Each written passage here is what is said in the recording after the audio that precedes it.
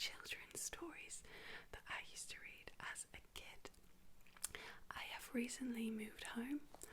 This is the current background that we're working with, but I am looking at getting some art for my walls and stuff, so hopefully you'll be seeing that soon.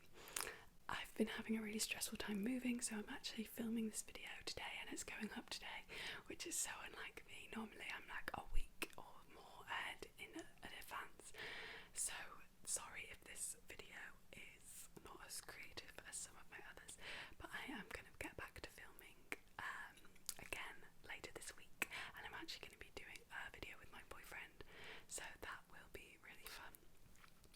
So let's start with an absolute classic book, which is The Tiger Who Came to Tea. This is honestly, in the UK anyway, one of the most well-known children's books, I think. So let's get into it. The reason I picked children's books as well is because I just find them easier to read than proper books. I don't know why. My eyes just find them a lot easier. Once there was a little girl called Sophie, and she was having tea with her mummy in the kitchen. Suddenly there was a ring at the door. Sophie's mummy said, "I wonder who that can be. It can't be the milkman because he came this morning. And it can't be the boy from the grocer because this isn't the day he comes. And it can't be Daddy because he's got his key. We'd better open the door and see." Sophie opened the door and there was a big furry stripy tiger. The tiger said, "Excuse me, but I'm very hungry. Do you think I could have tea with you?"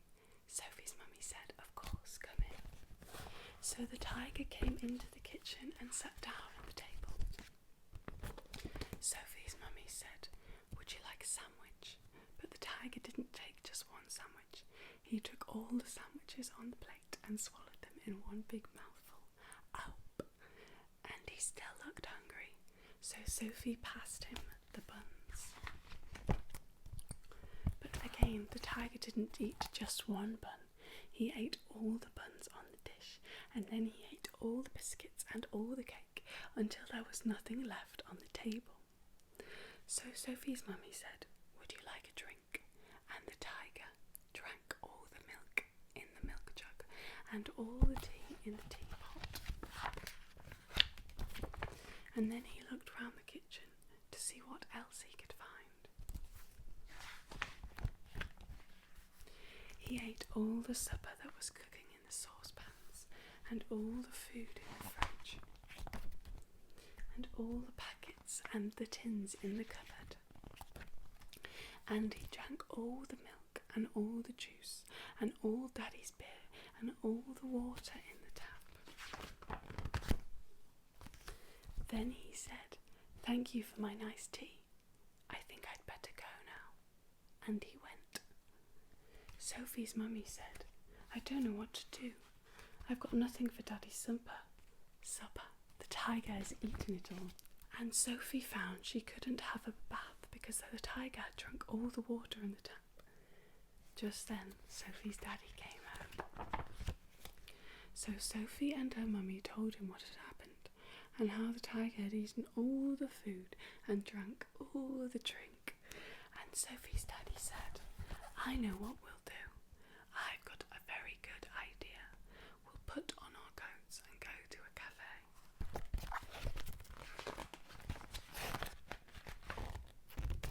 So they went out in the dark, and all the street lamps were lit, and all the cars had their lights on, and they walked down the road to a cafe.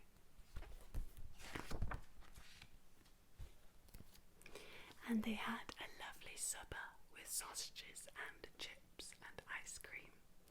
In the morning, Sophie and her mummy went shopping, and they bought lots more things to eat, and they also bought a very big tin of tiger food in case the tiger should come to tea again. But he never did. And then it's just got a picture of the tiger. It says goodbye, goodbye, goodbye. I love that story. I think it's really cute.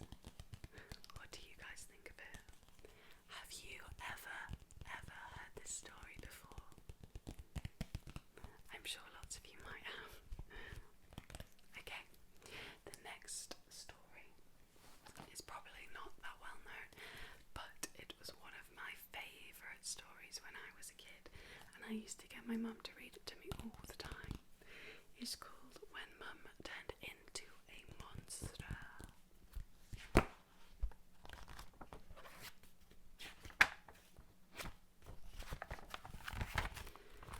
We were having breakfast when the phone rang.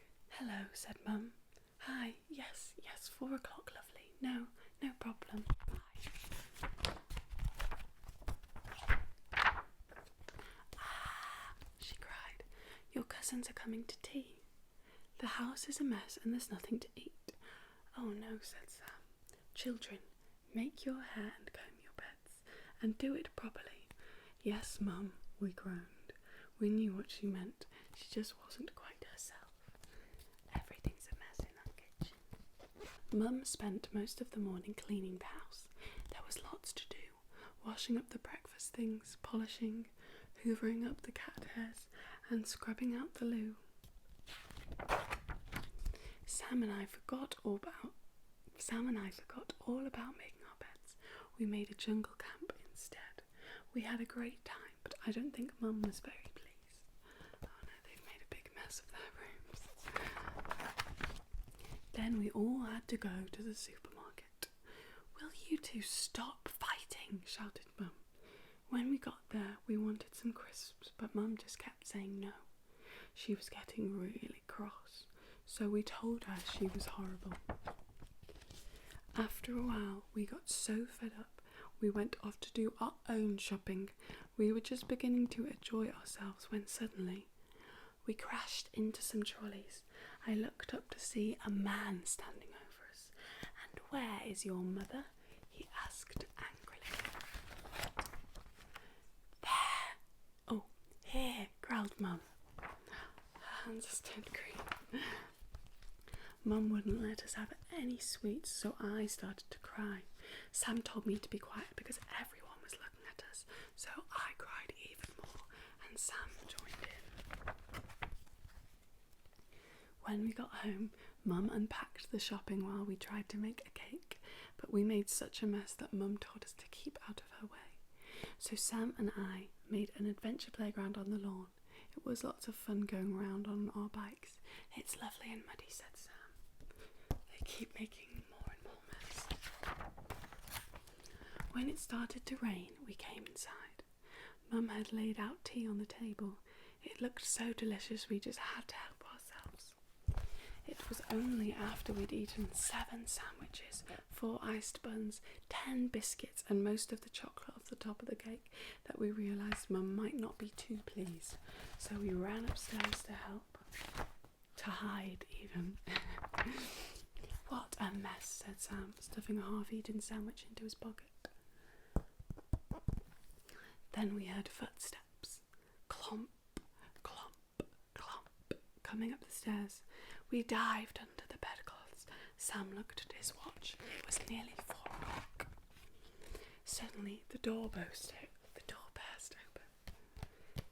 She's turned into a monster. I had never seen Mum looking this cross before. She tried to shout, but all that came out was smoke and flames and a terrible roar. "Oh no," whispered Sam. "She's gone completely bonkers." But Mum just slumped into a chair. "I used to be a nice person," she moaned, "but all your mess and fighting, whinging and yelling has turned me into a monster." Poor Mum. We didn't know what to say, so we decided to tidy our room and make the beds. I gave Mum a cup of tea and we cleared away our coats and boots and hoovered up the floor. We put our bikes in the garage and made some more sandwiches. We were just brushing our hair when Mum came in. "I'm sorry," she said. "I've been such a monster." "Oh, Mum," we both cried. "We're sorry too." And we hugged each other tight. Suddenly, the doorbell rang. The cousins had arrived. As Mum went downstairs to open the door, we suddenly realised that she still had monstrous hair. Luckily, we warned her just in time.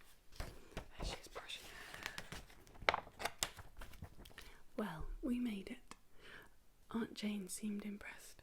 Darling, she said, everything looks wonderful. I hope it wasn't too much trouble. Oh, it was nothing, murmured Mum. At tea time, our cousins were awful. They were such monsters that they didn't even notice that their mum had grown a long green tail. That's the end of that one. A big nose and eyes and poor hands. I just found that book so entertaining when I was little, when she would storm up the stairs. I don't know why. The last book I've got for you today is Winnie Flies Again. I love the Winnie the Witch books. I don't know how many there are, there's loads, but I absolutely love them. I used to read them at after school club as well at the library at my school. They would have some, and I always enjoyed them. Winnie the Witch always travelled by broomstick. It was a wonderful way to travel. Winnie would jump onto her broomstick, Wilbur would jump onto her shoulder, and they would zoom up into the sky. There were no traffic lights, no traffic jams, just empty sky. Well, that was how it used to be, but just lately the sky had become rather crowded. Last week, Winnie didn't see a helicopter. Wilbur lost 2 of his whiskers. The week before that, she didn't see a hand glider. Wilbur's tail was bent. The week before that, a very tall building suddenly got in her way. Wilbur lost a clump of fur.